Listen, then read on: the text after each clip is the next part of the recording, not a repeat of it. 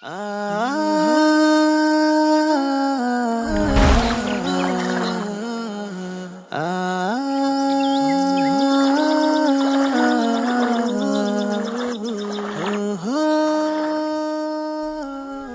রোডে বসিয়ে বেল বাজাবো,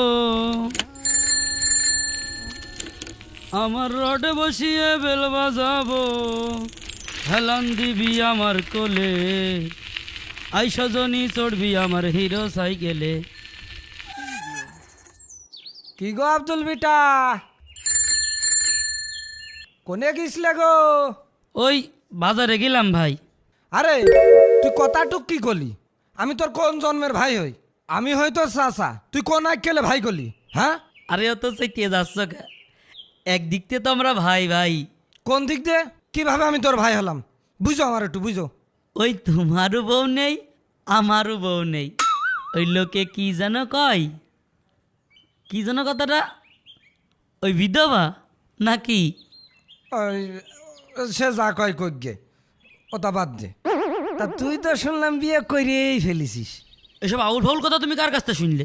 কার কাছে আবার শুনবো? এ কথা তো পুরো গ্রামের লোকই জানে। তুই এই যে 30 দিন নামাজ রোজা